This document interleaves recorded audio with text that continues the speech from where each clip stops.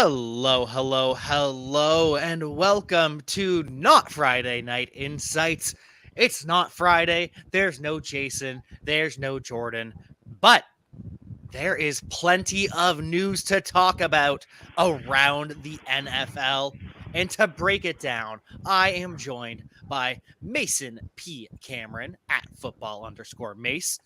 How's it going, Mason? Oh, spectacular, Jack. As you know, being a Broncos fan myself, it was a wonderful day for me here. We started drinking at noon here in the city all over. It's going to be a holiday tomorrow, so I'm ecstatic. Let's get to talking. So I got to know the most important question, though. Have you already ordered your Russell Wilson jersey? Two in both colors. Fantastic, Yeah, absolutely. fantastic. And since you had such a good day having a franchise quarterback come to Denver, that necessarily means that Mike Manning had a pretty bad day because that franchise quarterback will not be coming to Pittsburgh. Yeah, I mean, there certainly weren't very many Russell Wilson rumors for Pittsburgh, but there was plenty of talk about Aaron Rodgers, even though it might have seemed like a pipe dream for most people. There was a flickering hope that is gone now. I'm so sorry. I apologize for the heartbreak. I congratulate Mason for the celebration. And I introduce Chris Salazar.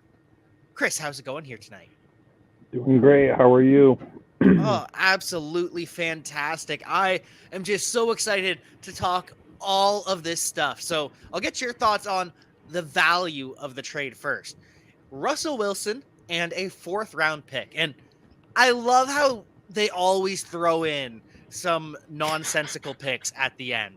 Like the fourth round, fifth round pick swap between the Broncos and the Seahawks that was the deciding factor that hung this deal up. So, anyways, Russ and a fourth for Drew Lock, for Noah Fant, for Shelby Harris, 2 first round picks, 2 second round picks, and a fifth round pick. What do you think of the trade, Chris? I think I as soon as I saw that like fourth round pick added onto it, I also had a little chuckle myself. I was like, I wonder if they offered like a third round pick if they would have said no for all that. But it's just one of those things that they kind of add on. But honestly, I feel like Russell Wilson. I forgot the exact. He's like 32, right? Like in the early 30s. He's I turning 30. figured, He'll be 33 for the season. So yeah. basically, So like that's and Aaron Rodgers is 38 years old, and I'm sure that if somebody was trading for Aaron Rodgers, they probably would have given up at least 3 first round picks. So I was honestly surprised that I mean, two second round picks is, I don't know if like what the math is on that, if you could equate it to a first round pick, to a first round pick value, but I thought that if somebody's going to trade for Russell Wilson, they would at least give up like 3 first round picks, and then the players. I mean, Drew Lock is. I mean, I'd be surprised. I wouldn't be surprised if he wasn't on the roster. I mean, they might draft a quarterback and then just say, do we really need Drew Lock? But and then they have Noah Fant. I mean, Noah Fant it is what it is. He's not bad, but he was definitely hindered by the fact that Drew Lock was his quarterback, and now Drew Lock might be his quarterback again. So I don't know how much better he's going to be doing. And then, I just thought, I think the Denver Broncos really got away with like a nice trade, if I'm going to be completely honest. that as Mason said in the pre-show, they got a discount. Yeah, absolutely. I couldn't agree more. Because frankly, when you look at it, you're trading away 3 decent players, but most of their contract and the price from the 2 firsts and the 2 seconds are going to pretty much cover Russ's deal. And then when you throw in that cheeky little fourth for fifth swap, you almost question, why did they even do that? Because you're already getting fleeced for what you had on the board. So frankly, I love the deal. Obviously, I'm looking at it through orange-colored glasses. We could make this argument that Seattle is hitting rebuild mode, and this can really help them set that good foot forward. But the Broncos are now a contender, and Seattle is definitely not. And I don't think the deal helped them very much. So No, they won't be a contender for quite a while now, and it could get worse. There were reports before the trade that DK Metcalf could be had for a first-round pick. And now part of that's because he needs a new contract anyways, as does A.J. Brown and the like. But now we're hearing Tyler Lockett could also be on the block for the right price. Rashad Penny, going to be too expensive to bring back to Seattle. So Chris Carson is still the starter. What a mess for the Seattle Seahawks. And what a mess for the quarterback market, if we're really being honest with ourselves, because now Derek Carr is the best QB on the market. Kirk Cousins, because the Raiders now have the worst quarterback in the AFC West by far. Derek Carr, I'm sorry, great quarterback, but doesn't compare with Russell Wilson, with Justin Herbert, or with Patrick Mahomes. So I think Derek Carr is on the move, and I got to ask Mike, is that who you would like to see with the Pittsburgh Steelers? Because you need a quarterback. I think that would, depending on the price, because obviously Derek Carr's younger. He's 30 years old. His contract actually is pretty good for a starting quarterback of his caliber, but it's also an expiring contract, I believe. So it's going to be so it's going to be a deal that needs to be reworked, or else you're in a similar situation to the Chiefs, where you give up a bunch of draft capital and then have to franchise tag a guy and then hope that you can sign him, even though you already gave up all this draft capital to get him. So that's a risky situation to have, but I do see that the Raiders should at least think about getting rid of him, whether it be to Pittsburgh or somewhere else, because of the scenario they're in with their roster compared to the rest of their division. They could easily go 0-6, and nobody would be surprised at all. Not at all. And as for the Seahawks, they might need a new quarterback too, because Drew Lock, less than $2 million on his deal and 1 year left. So it's a cheap 1 year potential starter. Maybe Seattle goes big at quarterback in the draft, but we'll get to all of the draft news when we start talking about the combine. We got to talk about Aaron Rodgers, though, because he's back allegedly on a 4-year, $200 million contract, $50 million per year. But Rodgers says, I didn't sign that. That's false. Ian Rappaport, you're a liar. Sounds like Aaron Rodgers is pulling a Tom Brady, and that is exactly what he is about to sign. So Rodgers is back. Devontae Adams is back on the franchise tag. Jordan Love could be traded. Is that someone we're interested in Pittsburgh? How do you even know at this point? I mean, it has to be one of the worst first-round picks in at least recent memory, because of he's played one game in his duration of the rookie contract, and he's been healthy the entire time. So, and you traded up to get him. So these are all signs that point that this was a terrible pick, and he might be a fine player. We don't know, because in Green Bay you're comparing him to a three-time MVP. Is that fair to sit there and say that the guy that has only played one game is not better than the 3-time MVP? It's fair. Yeah, I believe that. It is. It really is. And best of luck to Jordan Love wherever he lands, and best of luck to Marquez Valdez-Scantling wherever he lands, because it sounds as though he's going to be too expensive for the Packers, and the Bears are very interested in MVS. Talking about the free agent market, though, Mike Williams, the big fish in the big pond, 3 years, $60 million. So he is back with the Chargers. And then we go to Josh Reynolds, the other big signing of the day for the Detroit Lions. 2 years, $12 million. So great for the Lions. But free agency is still so stacked at wide receiver. We're getting DJ Chark. We're getting Allen Robinson. We're getting Christian Kirk, who is apparently going to have a hot market, especially after being photographed with Josh Allen, I believe in New York. And it becomes a little bit richer, too, when we find out that Cole Beasley is looking for a trade. Chris, who's going to take a shot on Cole Beasley? I mean, me being a Patriots fan, I would not mind having a Cole Beasley type, a better slot player than, Jacoby Myers is like a really solid inside receiver. But I mean, I'd take Cole Beasley hasn't Cole seemed to Beasley really. over Jacoby Myers? No. Say it ain't so. I mean, I love Jacoby, and personally, I mean, we kind of did ourselves in by signing 2 tight ends that have a lot of. So you got to have those 2 on the field in some capacity at all times, and then that only leaves room for like 3 wide receivers. So I would love to see 4 wide receiver sets on the Patriots and have that happen, but we'll see. But other than the Patriots, I mean, aside for Cole Beasley, I mean, he could return to Dallas. They just got rid of Amari Cooper. They could throw Michael Gallup and CD Lamb on the outside, and then I know they have a lot of inside they have a lot of other wide receivers, but I mean, Cole Beasley back in Dallas, I wouldn't. It seems like he at least fits the city of Dallas. So Mhm. Cole Beasley, we'll Jack. see where he ends up. And we'll see where Calvin Ridley ends up too, because he's been suspended for gambling while he was away from the Atlanta Falcons. Not playing for 2022. Don't trade for him in fantasy football because we have no idea what his future is going to look like. There's just no point. There's no value. I know his value will never be lower, but there's just as good of a chance that he never plays a down in the NFL again, because this is a minimum 1 year suspension. He still could be, it's indefinite though, and we don't know what's going to happen.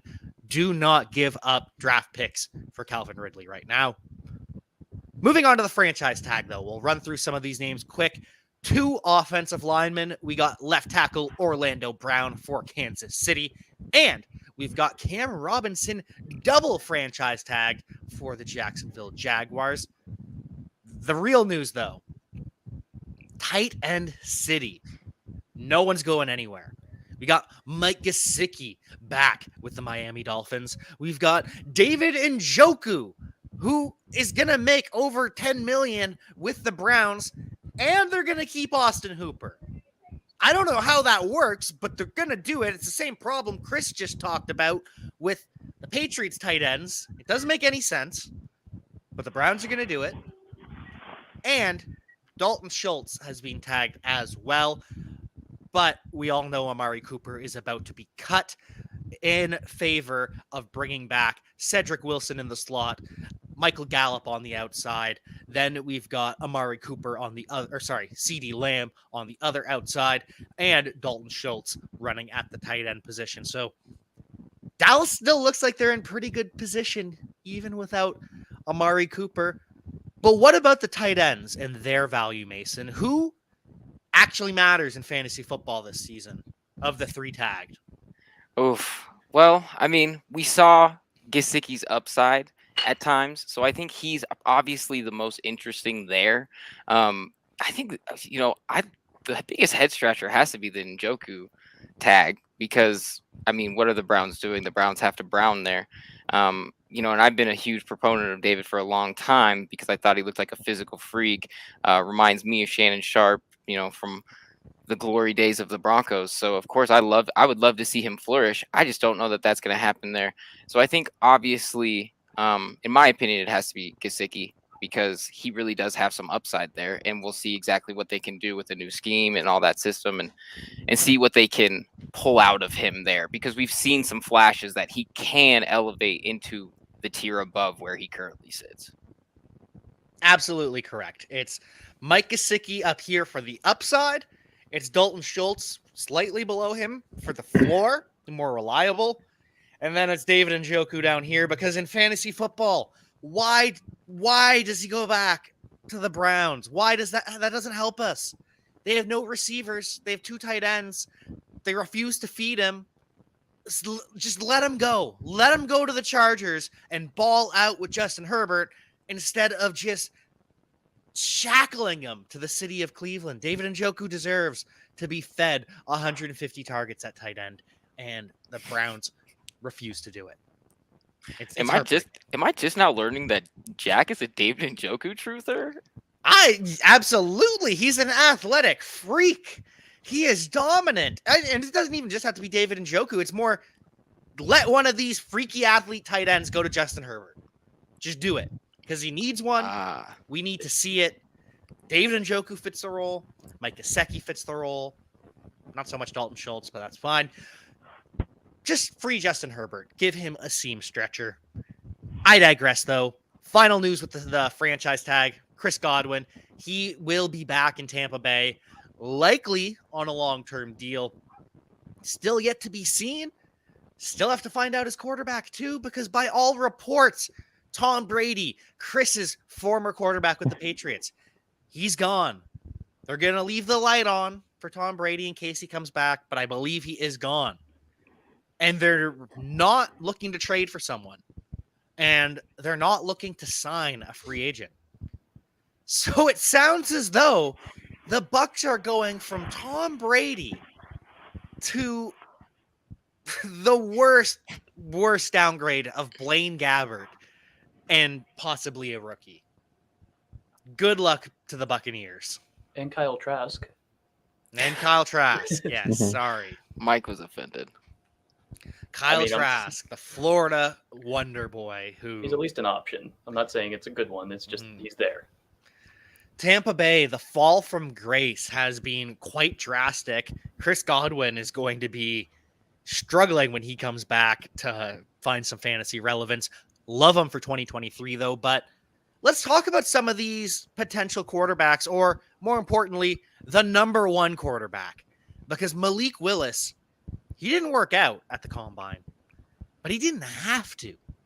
He impressed everyone so much with his mind on the chalkboard, in the meetings with the teams. And then when he threw, he was dropping dimes all over the field. 6 foot and a thick 219 pounds, expected to run in the 4.4s.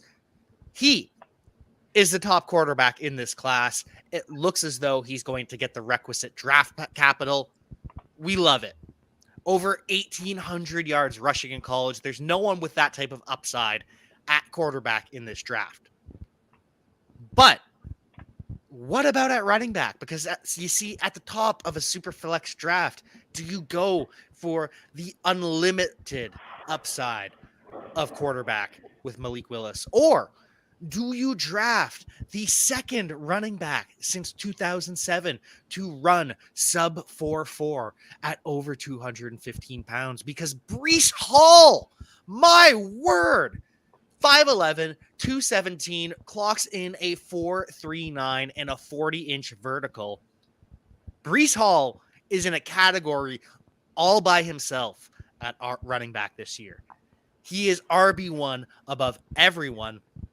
And if you look at historical athletic scores, the only running backs that pass him, there's 8. There's Justin Fargas, the former Raiders guy, Jackie Battle, who amounted to nothing, Edger and James, who's a Hall of Famer, James Stewart, not amounted to nothing, Saquon Barkley, Deuce McAllister, and Michael Cox. So one of the best athletes at the running back position ever at the Combine. We love Breece Hall. And we love Malik Willis. So who do we draft at the 101 in Superflex? I mean, I'm going to sit there and have to say that unless you're expecting to, like, you're in quarterback purgatory on your Superflex roster where you're okay with having a top 3 pick the next 2 to 3 years, then you go ahead and take Malik Willis. But I personally am going to take Breece Hall because Malik Willis isn't going to start this year. He has a good chance, depending on where he goes. He might not start next year, although I would expect him to. But there's a chance. So you're going to sit there and have a quarterback sitting on your bench for possibly 2 years, and otherwise, this Breece Hall is one of the best that we have seen come out in some time, as you just said, when it comes to athleticism and a production that he had in college. This is a running back that is likely to start day one at whatever team drafts him, likely in the early second round is what we're looking at, mid to early. And these type of athletes at the running back position, especially with his ability to break the tackles in various ways, he's shown that he can play in the receiving game very well. He's an all-around back that we've seen like Jonathan Taylor and Saquon Barkley. If he hits that as a ceiling, the value is almost limitless. So that is 1 for Brees Hall from Mike Manning. Chris, who do you got at the 101 of Superflex? Well, as a Texas Tech fan, having to watch Brees Hall for 3 years, I think he was only a starter for like 2 or 3 years, but having to watch him at Iowa State, I got to go with Brees Hall. I didn't realize he was as big as he was because they used him a lot and they used him some in the passing game this year, and he just looked so much faster. And I was like, there's no way this guy's 217 pounds. And one thing, and I know we'll get to this with the wide receivers, but the 40-inch vertical is very key, especially when running that 4.39. Because I don't want to spoil anything when we're talking about wide receivers, but a lot of times, like when they're running like a faster 40, but they don't have as much explosion, those type of guys don't really pan out. A 40-inch vertical, that is, I mean, most running backs do have that kind of explosion, and they need to have that. But that really caught my eye, the 40-inch vertical, and yeah, no, he's going to be the first pick in any really fantasy draft, to be honest, after seeing all that. I really thought there was going to be a wide receiver that like stood out and was going to probably leapfrog either him or, I guess, in Superflex, Malik Willis, but Brees Hall for me. So that's 2 for Brees Hall. Mason Cameron, the guy whose day has been made by quarterback play. Who are you going to take? I'm going to disagree with the two guys smarter than me here. Woo! I love the rushing floor. We talked about it just a second ago, Jack, about 1,800 rushing yards. That's rushing ability you can't just get off the street. We talk about athleticism in quarterbacks in fantasy all the time, especially in a super flex right here where I have the opportunity to play him and somebody else that could potentially put me over the top. I'm not so much worried about getting another really great running back. Now, don't get me wrong. I obviously love Brees Hall. He's an amazing player, and he's going to absolutely kill it. But, I mean, we talk about things like production based on the scheme, and I feel like with quarterback, they can get out of that a little bit because every team does have to throw eventually. And if you're a guy that can run too, you make yourself available at all points of the game. So I really like, even though, as Mike said, Malik might not come into a situation immediately being able to start, but that doesn't mean he won't. I think that there's going to be some interesting things moving forward, especially with how he impressed at the combine. Teams talk at the combine. You know, when they like a player, it gets around pretty quickly, and that's how we get rumors like we did. I wouldn't be surprised that when the updated futures odds on first overall pick in the actual draft comes out, that his odds don't increase because it's not that hard for the Jags to move off number 1. Happens all the time. And it sounds as though moving off the first overall pick is picking up steam for the Jaguars with franchise tagging Cam Robinson.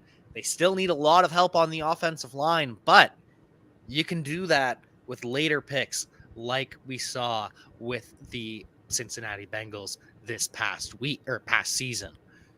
So I unfortunately do have to say I will be going with Brees Hall as well, Mason. I apologize to single you out, but the uncertainty of Malik Willis is why I go Brees Hall. And I still have Malik Willis number 2. Absolutely, because that upside is tantalizing. It is just, I'm so excited. I hope Malik Willis ends up in Detroit. But he's probably not starting this year. Even when he starts, there's still a lot of risk. When Brees Hall, when you get him, you have him for that rookie contract. You have him for the first 4 and most effective seasons of his career. So by the time he starts to fade, you can move off of him, cycle out a new running back. And at that point, in 4 years, when Malik Willis is still 27, maybe he hasn't panned out. Maybe you can still acquire him then. Quarterback in Superflex. I know it's so valuable, but it's numerous. There's so many quarterbacks that can be effective. So if you miss out on Malik Willis, there's still plenty of options later in the draft. You take Desmond Ridder at the start of the second round in your rookie draft, and you're laughing with Brees Hall and Desmond Ridder. But back to the running backs, because we really do have Brees Hall, and then there's a teardrop. And I think it's a double tier by itself with Kenneth Walker from Michigan State, who absolutely destroyed the combine, 5'9", 211 pounds. He's a bell cow profile. Love to see that. And then he blazes a 4.38. Looks great in the receiving drills. Fast. That was the only question people had about him, was he didn't catch the ball at Michigan State and Wake Forest. Looked pretty good at doing that at the Combine. So Kenneth Walker, is he the RB2 now after this Combine showing? Yeah, and I don't think there's really any question. I don't think it's a debate anymore, because coming into the Combine, people were looking at Breece Hall and Isaiah Spiller and Kenneth Walker as like a 1, 2, 3 type at the top. Some people threw in Kyron Williams, which we'll get to later because he's not there anymore. But so if you're looking at the guys at the top now, Breece Hall obviously separated himself because he has the profile of just a number one back, easy. And then Isaiah Spiller certainly didn't help himself at all.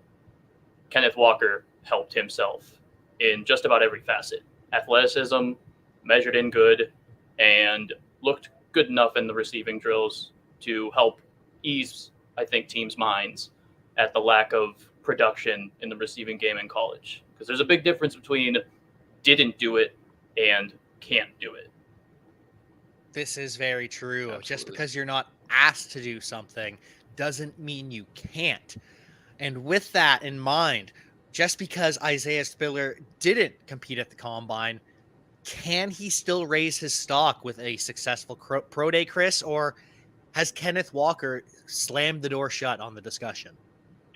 I think Kenneth Walker might have the RB2 or as the second guy. I think he's probably solidified there. That's one thing that I personally would like to see from a player is competing at the Combine, as to their pro day. Like, everybody will do their pro day, but I feel like there are more eyes on you at the Combine easily because, Texas A&M is a big college, but not everybody's sending everybody that they would send to the Combine to the pro day. So I listen to plenty of draft shows. I know that they say, oh yeah, if you do good at your pro day, they're going to use that time. Well, Jakeem Grant ran a 4.18 at his Texas Tech pro day. Nobody ever considers that to be the record. So I don't really think people care about the pro day nearly as much as they care about the Combine. So, if he had to skip it because of an injury or something like that, then that's totally understandable. But I think Kenneth Walker has it. And that's not to say Isaiah Spiller isn't a really good running back. He's one of those guys. I loved him in college. And then I know that coming into this year, he was working out. I would see a lot of the videos of him on Instagram, like doing different footwork drills and just stuff to help improve his game. I've always been high on him, and I love seeing that. And then, honestly, I think he's going to be a great fit wherever he goes. But as for right now, I think Kenneth Walker's RB2. And I think the interesting thing for me out of these guys that we were talking about, like Mike said, for a little while, it was these three guys at the top of this class. But what we look at when we get a little closer to April in the draft is which of these guys, which teams fall in love with certain of these guys. So it doesn't necessarily, Spiller doesn't exactly have to pop off so much on the pro day, but he does have to have a team fall in love with him. And the interesting thing for betting lines that's going to raise is how many running backs go near the first round. We know, somebody could fall in love with Breece Hall somewhere in there. Walker might slide in there, and it's going to make it interesting question of what this line is going to be when it comes out and where we project that. I project it to probably be around 1.5. So we'll see exactly where it falls, but that'll be a really interesting line come draft day. Over under running backs taken in round 1, Mason. 0.5. What are you taking? Under? I agree. I don't think as much as Breece Hall is special, so was Jonathan Taylor, and he didn't go in the first round. Clyde Edwards-Helaire did that season for some reason, but we won't talk about that. That's always the wild card there, is teams kind of throwing it out there at the end for making their other players happy, and that tends to be running back more often than we think. We always talk about Clyde Edwards-Helaire, but that happens more often than you would think too. So we'll see. It really does. And so other players that didn't test along the same mold as CJ Spiller. So Spiller says that he didn't participate because he strained an oblique or a abductor muscle, I believe. And so he's going to test at his pro day. We saw Max Borghi from Washington State. He didn't test, which I don't care about him anymore unless he blows up the comp or his pro day. Same with Abram Smith, because he was expected to be a bad athlete. Why not prove it? Just, it's frustrating. Michigan's Hassan Haskins, he's still recovering from a high ankle sprain, so I understand him not participating in the drills. He did put up 27 on the bench, though, so he could very well have a Jordan Howard type career where he's just banging in between the tackles and going for 10 plus touchdowns. But none of those guys are anywhere close to tier 1, tier 2, even tier 3 or 4 at running back, because I think really there's 4 players in the third tier of running backs that, with the right draft capital, could be either in the same discussion as Kenneth Walker and Isaiah Spiller, or pass Isaiah Spiller at the very least. Those players for me, Rachaad White, because he destroyed the combine. There were so many just fast and explosive running backs this year. Rachaad White from Arizona State, 38-inch vertical, 10.5 broad, and a 4.38, I believe was his speed. Incredibly fast, size adjusted athlete. And same with the Georgia running backs, because we had James Cook, brother of Dalvin Cook, comes in much smaller. He comes in at 199 pounds, but much faster with a 4.42 instead of Big Bro's 4.49. And James Cook is more explosive than his brother as well. And that's not it from the Georgia's national championship backfield either, because Zamir White, he's supposed to be the thunder, the power back to the lightning of James Cook. He's bigger at 5'11", 214. He's also faster, even though he's 15 pounds heavier, runs a 4.4 flat. Zamir White very well could be the top running back in this tier, or it could be Alabama's Brian Robinson, who could very well have a team fall in love with him, like Trey Sermon was fallen in love with by the 49ers, except Brian Robinson would hopefully be used. He impressed as well. 6'1", 225, 4.53 speed, just perfect combination of power and speed to matter in fantasy rookie drafts. And I think the biggest thing about all of this is a lot of veteran running backs are probably going to be on their way out of the league, because maybe you don't love the high end upside of this class, but there are so many solid contributors here that will be stealing jobs from slower, older players. So Mason, who's your favorite out of this tier? And is there really anyone that I missed as well? Oh, I don't think you missed them. Your notes here fairly comprehensive. Kudos to you, obviously, there, Jack. But I think that one thing that I always am interested in is genetics and bloodlines and things like that. So I'd love to see, especially how Dalvin has performed. One of my biggest traits with backs that I love when I'm evaluating players is both contact balance and vision. And that's something that Dalvin Cook has in spades. And I'd love to see how James does with that, hopeful ability that should probably translate, that we've kind of seen during his time in college. So that's who I'm most excited to see from this tier. But I know that there's a lot of backs that perform big time. So I know our other guys here are going to have some big names too. What do you guys think here, Mike? Yeah, I think this is a good, solid group of players that have a chance to, at the very least, be a contributor at the next level, like somebody like Brian Robinson. But I think the two names to look for here are the Zamir White and Rachaad White, because they both have things that people and teams fall in love with. Rachaad White, with his ability in the receiving game, is something that I could easily see a team be like, that guy is a stud and can easily come in and be a contributor on third downs like that in day one. And then Zamir White being a player that was highly recruited player, one of the top recruits in the country coming out of high school, and then just fell into the terrible knee injuries with, I think it was two torn ACLs, unlucky situation to go into it, but he has that ability. If this is when he's finally becoming healthy, what better time to be coming in the NFL when you're finally healthy and ready to go? And we saw that he's an athletic freak as well. And they said at Georgia that that's MO. They're going to split carries. They're going to share the backfield. Nobody's ever going to lead that team with 300 touches or something like that. Yeah, talk to Nick Chubb and Sony Michel and DeAndre Swift because they all split touches and it turned out pretty fine for them. Chris, who do you have as your RB4 in this scenario, the top of this tier? Do you agree with either of these two, or are you going to go somewhere else?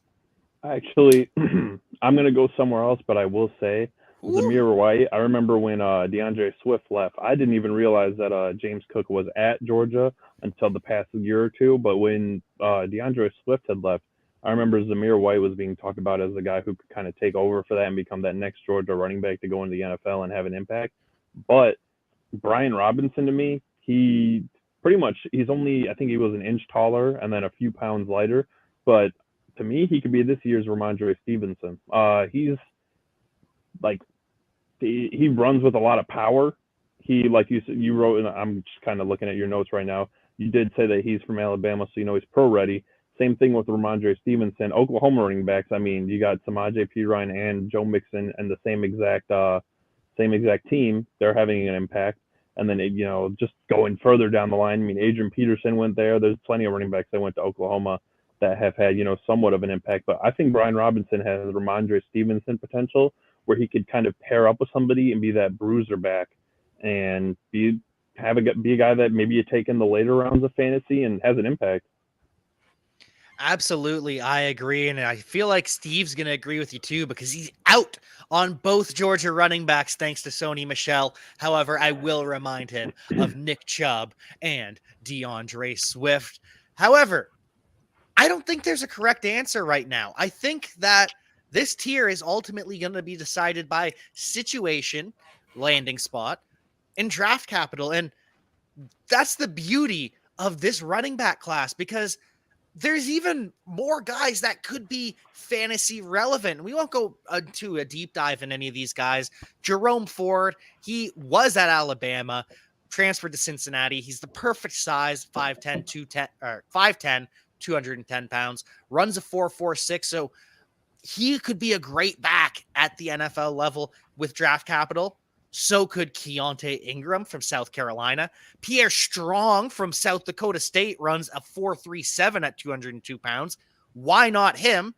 Why not my guy, Isaiah Pacheco? Because I don't know if you noticed, but he was rocking the Jet Kavanaugh sunglasses at the combine and then balls out with a 4.37 at 216 pounds.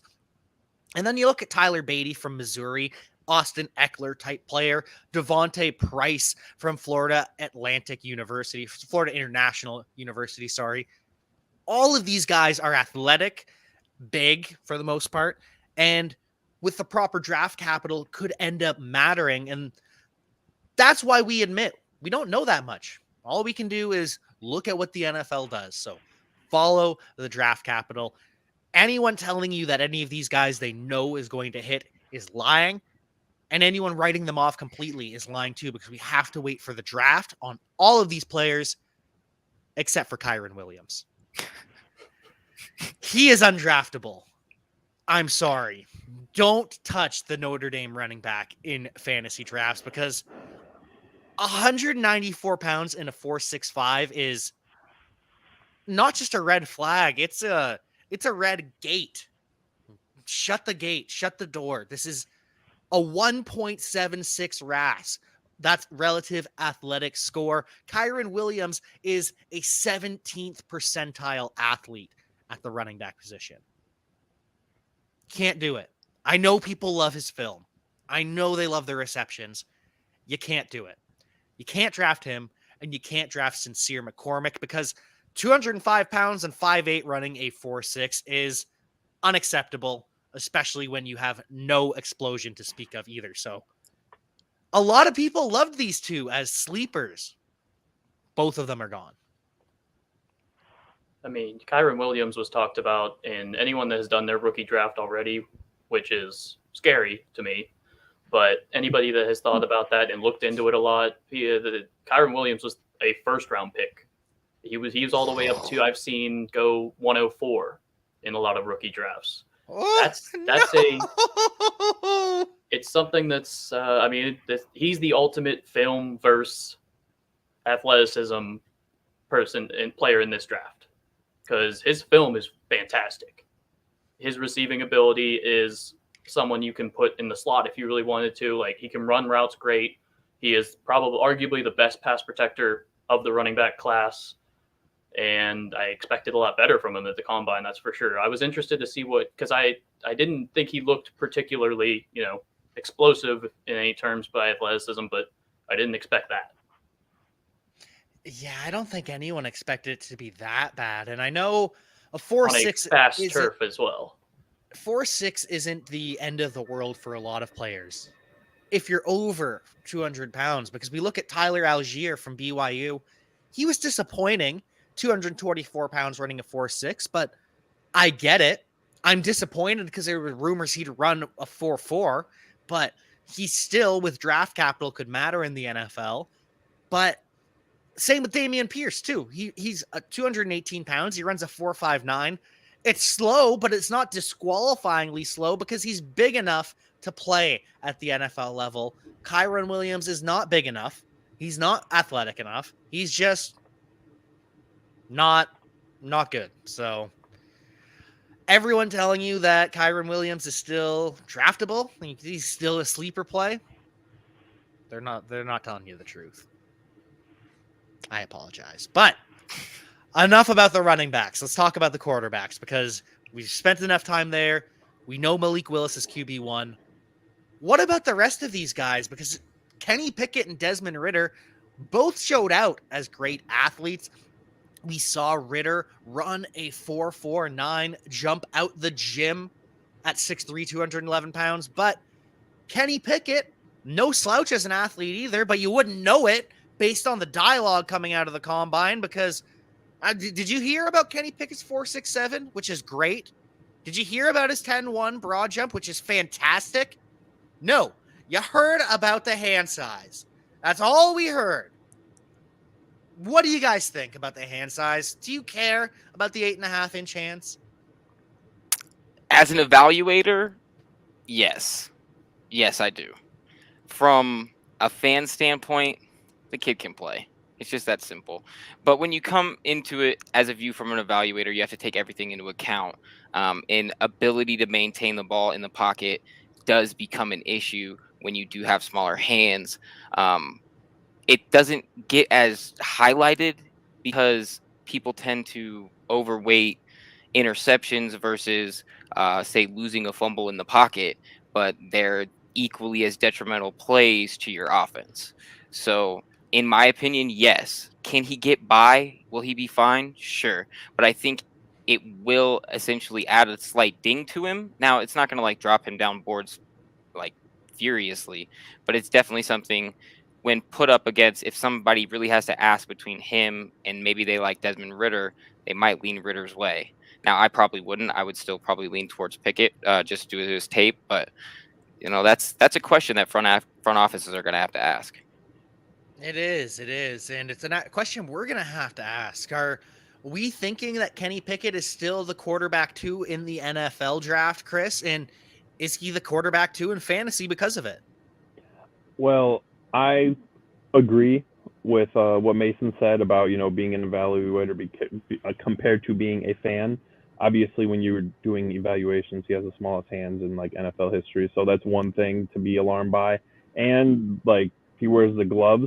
So when the ball gets wet, when it's snowy, when he's playing in the rain, how is that going to affect the gloves? Because, it's really hard to hold on to the ball with gloves on your hand in the rain and in the snow and stuff like that. So, that could also be a factor. But me personally, I had Sam Howell at number 1, and then Malik Willis kind of jumped up, but I'm really big on Sam Howell as being the number 2, I guess, now that Malik Willis kind of crushed the workouts and whatnot. But just watching how he progressed from 2 years ago to this past season, when he had a lot better wide receivers, he was an amazing passer of the ball.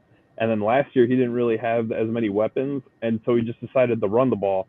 And I thought, okay, he probably did all right running the ball. his stats are crazy. I forgot how many rushing yards he had this past year. It was But over 800. It was over 800 yards, and watching him run the ball he was smart with the ball, and he was fast. He was like, I hate to, like use it. This is what they use with all the white guys, but he was sneaky fast. So it's just one of those things where I saw it and I'm like, okay, like this guy could definitely be one of he'll probably be the second quarterback drafted. I think Malik Willis goes first, then Sam Howell, but also Desmond Ridder. I'm a really big Desmond Ridder fan. He's probably my favorite quarterback, although I probably would have him at number 4. Him and Kenny Pickett are pretty much number 3 and 4. You could be interchangeable with those two, but honestly, Sam Howell is my quarterback too. I love Sam Howell. I don't disagree with the take at all. And I think more importantly, this again, it speaks to the same thing as the running back class. There isn't the high end upside where we know. Usually we're a lot more certain on a lot of guys, but we're certain that these guys have upside and we're certain that these players have value. And so wait until the NFL makes the decisions for us. We can decide from there. Because Sam Howell, if he gets day 1 draft capital, he is a fantasy stud. He can run, he can throw. Ditto with Desmond Ridder, because he can run, he can throw. I really want to see Sam Howell run the 40 at his pro day just to know how fast he is. But Kenny Pickett's the same way. All 4 of these quarterbacks have talent. 4, I say, because Matt Corral, he didn't throw either, but he's a gamer as well. I'm excited to see where he ends up. Any one of these quarterbacks could end up being a starter, and all of them could be at this point. Carson Strong, I think, is really the only one that's falling off quickly. I think he is firmly QB 6 out of 6, which is unfortunate, but he's the least athletic as well, so we can't be really too sad when a non-athlete at quarterback doesn't get drafted as high as we'd like. Well, and an interesting thing with this class, especially at quarterback, is the fit. So we talk about a guy like Sam Howell specifically, who ran one of the highest RPO percentages in college ball over the last 2 years. So when we talk about, you always have teams every year who try to fit a square peg in a round hole. And so that never works. But when you get the guy that fits the system right, or you as a coaching staff dedicate resources to fitting a guy into that system, like, you excel better. So that's absolutely why we could see a guy like Sam Howell go higher, or we could see a guy like Desmond Ridder go higher, because of a system-specific nuances in their game. Yeah, and there's 5 to 6 teams in this first round, in the top 20 even alone, that you wouldn't be shocked if they sent their pick up and it was a quarterback. So if you sit there, say, we're coming off of what you said, if Kenny Pickett ends up in New Orleans, okay, well, we're taking the weather out of the factor because it's in a dome, and several of the Atlanta, who they will play twice a year, it's also in a dome.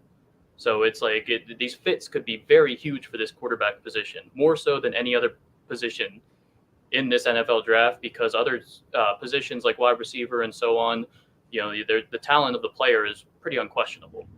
They are good players. They will succeed. And, running back, it's going to have a little bit dealing with the situation, but a good running back's going to get his yardage. Quarterback needs a lot to help him out. There's a reason that teams take them so often and have so much trouble finding a franchise guy. They will send several first-round picks to a team. Steve just doesn't know how to evaluate the QBs without the Wonderlic. Has to know if his QB can pass on a meaningless test. # bring it back. The real question is, Steve, when are you going to add the Wonderlic test into our hiring processes? What's the threshold to work here? Is it going to be 1? Like 8, 4? I don't know. What are we talking about? Do you guys want me fired? Is that what you're trying to do here? I guess we'll just actually do a contest to see who can get more than 1. I mean, we could do an important nonsense combine anytime. See, and I was going to say it earlier, but I'm pretty sure that Mike would have tested better than Kyron Williams would have. Not gonna lie. I am 1,000% positive that Mike Manning could outperform Kyron Williams at the combine. I guarantee I'm smaller than him. That doesn't matter. More athletic. We are trying to actually save people. That's why. So no Wonderlic at Important Nonsense. No Wonderlic for the NFL. But we will be talking about the wide receivers because there is heavy debate at the top three. And I think the combine doesn't really change anything for most. We went into this with 3 wide receivers at the top.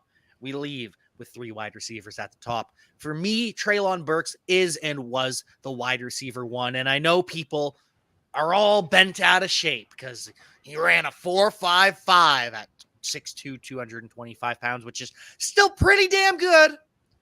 And they're all upset about the 10-2 broad jump. That's fine. Those numbers are fine. And I don't care about the 3-cone either because DK Metcalf had a terrible 3-cone. It doesn't matter.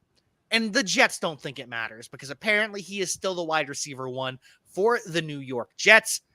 My wide receiver 1, unless Drake London does something insane at his pro day because he didn't test at the combine. He was recovering from a broken leg. Understandable. So if he runs a 4.4 or jumps out of the gym, maybe I put him wide receiver 1. But that's not because of the testing. It's because their resumes were comparable to begin with. Drake London, 1,000 yards, 7 TDs in 8 games this past season before breaking his leg. Those two are interchangeable. And a lot of people think that Garrett Wilson could be that wide receiver 1 too. The Ohio State wide receiver is a bit small at 5'11", 183, but the kid can fly with a 4.38. He can jump with a 36-inch vertical and a 10.3 broad. 2,000 yards and 23 TDs over 3 years at Ohio State. And he was an early declare, which we love as well. So, Mason, I see you smiling there. Who out of these wide receivers is your wide receiver 1? And are they as interchangeable as many think? Yes and no. I think that all of these guys could pop. But to me, I think a guy like Treylon Burks is the only can't miss. I'm just a little background on me. I was born in Arkansas. And when you grow up in SEC country, things revolve around those schools. So everybody stops what they're doing. The city stands still and everybody watches the Hogs play. Well, I've moved out. I'm in Colorado now, but I still hold those same traditions. In watching a guy like Treylon Burks, I've never had more fun watching Hogs football than watching that kid play. His tape pops. He's got all the skills. His testing, obviously, a little, I'd love to have seen him absolutely explode, but I'm not deterred by this at all. This is one of those things that where we talk about tape versus workouts, where sometimes we use the workouts too much, but sometimes we don't use them enough. I think this is one we might use it just a little too much because it's not actually disqualifying, but it doesn't show exactly what we saw on game tape. His play speed is faster. He's way more explosive on field and really hard to bring down. Runs a multitude of routes. To me, he is the most impressive option out of all of them. But like I said, these are some really good guys. This is one of the deepest classes we see. And I feel like we say that a lot about wide receiver, but this is definitely deep.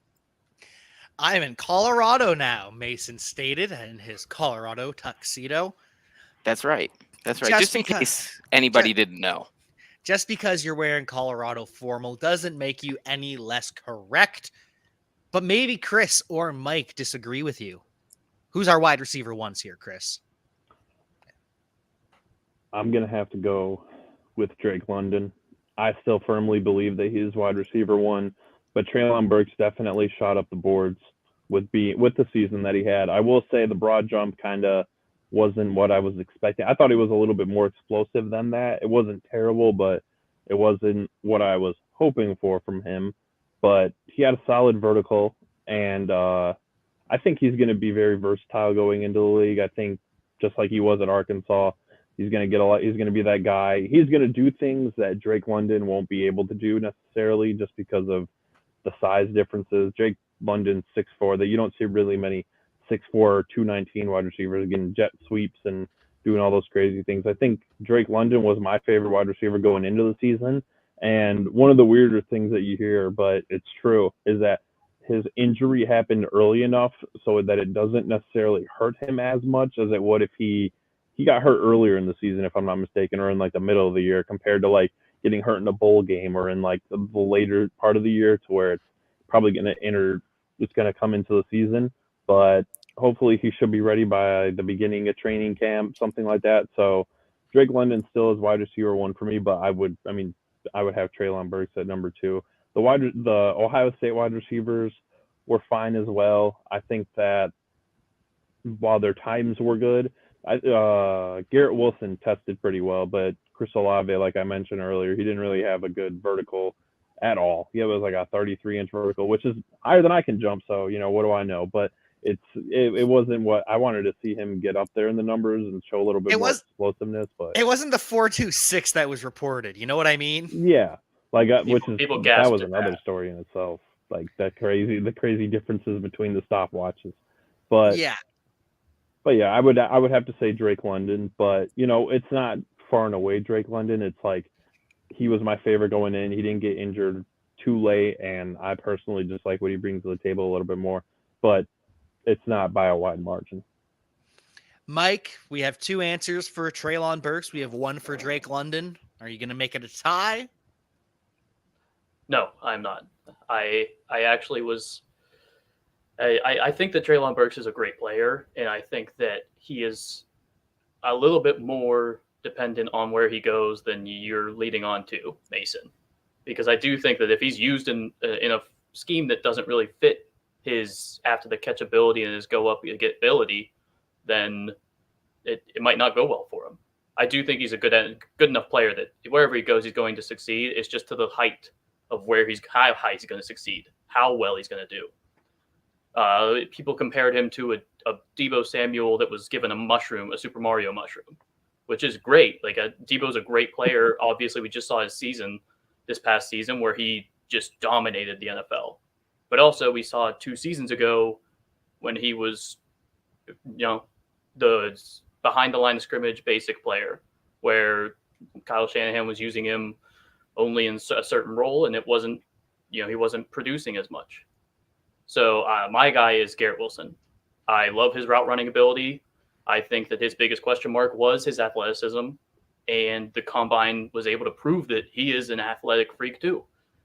Because nobody would have guessed coming into the combine that Garrett Wilson was going to run faster than Chris Olave. No. You'd be lying if you said that. Yeah, no. It was generally accepted. His route running ability, his ability to separate, he has no problems with contested catches.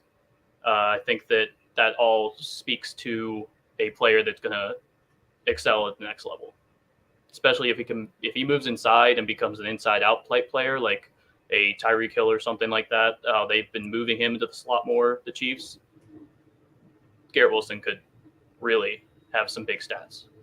He really could, and it just speaks to how strong the top of this class is. But even the second tier is extremely strong too. I know Jameson Williams, the former Ohio State player who went to Alabama, he's probably not going to be very fantasy relevant this year, thanks to the torn ACL. But that kid could end up being the wide receiver 1 overall in this class. He has that talent. And then there's Chris Olave, who we've talked about. He never had the 1,000-yard season that we saw from Garrett Wilson, but he's no slouch either. Runs a 4.39. He is very, very talented. Looks like a first-round lock. Same with Christian Watson out of North Dakota State. He blew up the world at the Senior Bowl. No one was talking about him before then, and then it was, oh, wow, he's the best wide receiver here. And then he goes to the combine, and he's the best wide receiver there, too, with a 4.36 at 6'4", 208. And then he jumped out the gym with a 38.5-inch vertical, and then puts up an 11-foot-4 broad jump. Christian Watson is going to go round 1. And when he's drafted high enough, he could end up being the wide receiver 4 ahead of Chris Olave and Jameson Williams. That's just how much talent there is in this draft class. Then we get to the pick your poison tier with big outside wide receivers like George Pickens and Alec Pierce from Cincinnati. We've got the speedsters in Jahan Dotson and Sky Moore and Khalil Shakir and Velus Jones Jr. All of these players are worth a second round pick in rookie drafts. It's insane. It's absolutely insane for this is a bad draft class. No, it's not. Can we stop that, please? I mean, the reaction now after the combine is a lot different than it was prior to the combine for the overall look at the draft class. And I think it just shows, one, everybody knew the wide receiver position was deep. This is just proving that the higher end of the group is very deep. It's not just an overall deep class. It's the high end of the players has a broad spectrum, a pick your poison type, like you said. It's good to see. Yeah, and I think when we talk about some of these values for players, a lot of times people equate top heavy drafts to the best draft classes. Which draft class has the top 25 players I've ever seen in it or whatever. But that doesn't always make the best draft classes. A class like this is going to be extremely deep in certain spots. And though we might not have like top heavy quarterbacks or in some other positions, we're going to be pulling out playmakers all over the field from this class, even deep into the rounds. So there's going to be value, especially in your dynasty leagues. There's going to be value in your betting, because if you can isolate where these players go, fit, and can excel, you can make some money. Yeah, for the dynasty, if you're looking at early second round picks to mid second round picks, you're getting a lot of players that should be first round picks or will be able to prove and provide value of a first round pick. Just like we saw with a lot of with the draft class with guys like T. Higgins in them, they were second round picks. Michael Pittman, producers that are in the second round of the rookie drafts. That's going to happen this year. You get a guy like Alec Pierce at 6'3", runs a 4.47, and then jumps 40 inches. This class is deep, but it's a bad class because there are no elite level players. There are a lot of usable players in the class, but no one I'm going all in for. And I completely agree here with Steve. It's a very clear drop off from the top of the class, from Breece Hall to Malik Willis to the top 3 wide receivers. But there's going to be a lot of value in these rookie classes. Getting these players in the second round of your rookie draft when you can get a starter in the NFL like Jahan Dotson, who runs 4.43, or Sky Moore, who runs 4.41. It's a surprisingly athletic draft class, and I am here to gobble up the value. That's the thing. You don't have to be bold. You don't have to go all in on any players. Just take what the board gives you. Who on this board are you taking, Chris, that you think is going to be the biggest value in these rookie drafts at wide receiver?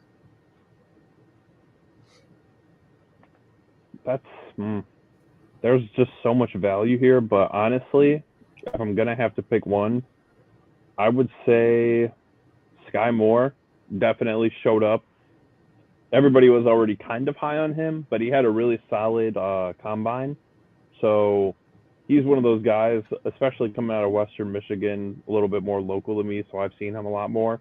But he's just one of those guys that was very special, and his tape is amazing. I love watching him just go up. Even when they play better teams, like, he does really good. He's one of their more consistent. He's no Corey Davis coming out, because not talking about the NFL Corey Davis, but coming out of college from Western Michigan, Corey Davis was insane. He was the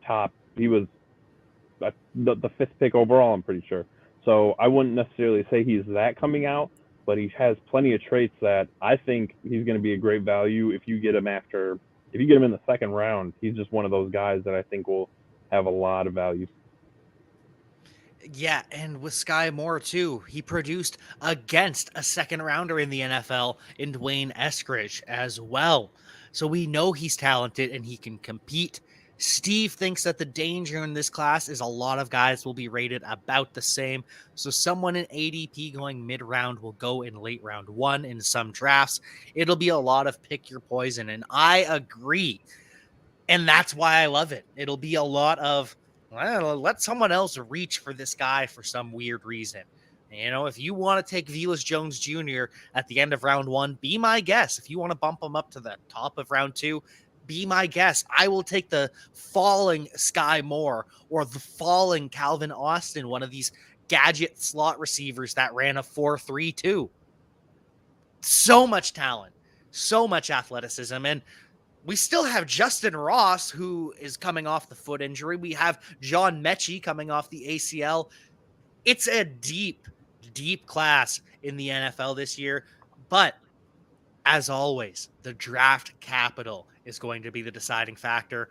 Once they start falling to the 4th round, that's when we don't want these guys, especially Justin Ross and John Mechie, where if they fall to the 4th round, the NFL doesn't believe they're healthy. We can't trust them in our rookie draft. So there's a lot for us to uncover still about this rookie class. But as it stands, it looks like there's going to be a lot of players drafted in the top 100 and a lot of value to be had in this rookie class. One player I think that will be overvalued, though, is tight end Trey McBride, because he's the clear tight end 1. But tight end rookies typically don't matter in fantasy football. I know we just saw Kyle Pitts and Pat Freiermuth, but that is a very rare occurrence. It's much more likely that Trey McBride is going to put up a line of about 500 yards and 3 TDs, which doesn't help us in fantasy football. So are there any tight ends here that you guys are looking at in fantasy drafts at all? Or are we just going to be loading up at wide receivers and running backs and size adjusted athletes? I'll just start by saying abolish the tight end position. And yes. Have a good night. Woo! Where's that T-shirt, Jack? Should we have it yet? Where's our merch, Steve? What are you doing out here, bud? Abolish the tight end position. Chris, are there any tight ends you love here, or are we getting all of these tight ends out of here? I'll say, I know he's probably not going to have an impact this year, but a guy that I actually did a draft profile on, Isaiah Likely, I really liked his tape coming out, and Trey McBride's obviously the clear number 1 tight end, I would say, just because he's produced at a higher level. But from what I saw from Isaiah Likely, he isn't too small. He's very fast. I don't know. He didn't run a 40 or anything like that. I don't think he did any drills. No, he didn't compete at all. And that's the one hang up I have on him, because otherwise if he's as fast as people think. See, that's another thing. I wanted to actually mention it with wide receivers. I had a little gripe with you because of all the maybes, you left out my guy, Eric Ezukama from Texas Tech, and I was just a little bit hurt. And I was looking, I was like, hopefully Jack mentions him, but he didn't. But that's because he didn't run a 40 either, and that's one thing that definitely I think is going to hurt him, because once people were putting out their early mock drafts, I saw him being mocked into like the 4th round. I don't know if he goes there now because of the fact that he didn't run a 40, but yeah, but besides the wide receivers, I would have to say Isaiah Likely is my guy as far as tight ends go. I'll probably either draft him in the later rounds or just pick him up off of free agency and just stash him. I'm so sorry about the Eric It's Ezukama It's slander. okay. I apologize. I'll get over it. Well, I think we've hit this rookie class pretty well post-combine. I know we could have spent more time talking about Jelani Woods and Daniel Bellinger and Chigoziem Okonkwo from the tight end position, all freak athletes, but rookie tight ends don't matter. Pick them up in 3 years. We can talk about them later. For now, I think we've covered everything. And we, of course, will be back very soon, because we've got free agency kicking off next week. We've got the defensive side of the combine to talk about. We've got March Madness coming up. There's a lot of good things coming from importantnonsense.com. So make sure you check us out. Subscribe to us on YouTube. Subscribe to us on Twitch. Follow us on Facebook, because there's going to be a lot of shows coming up with a lot of very smart people, including Chris Salazar. Chris, thank you so much for joining us here tonight. Thank you for having me. Thank you for the invite. I'd love to do it again. Well, we will definitely have you back. Where can the people find you? Pretty much every, I forgot to put it here in the name thing, but every single social media will just be QB3, QB3. The same thing repeated twice. QB3, but the QB1 in our hearts and on this podcast. Chris, thank you for joining.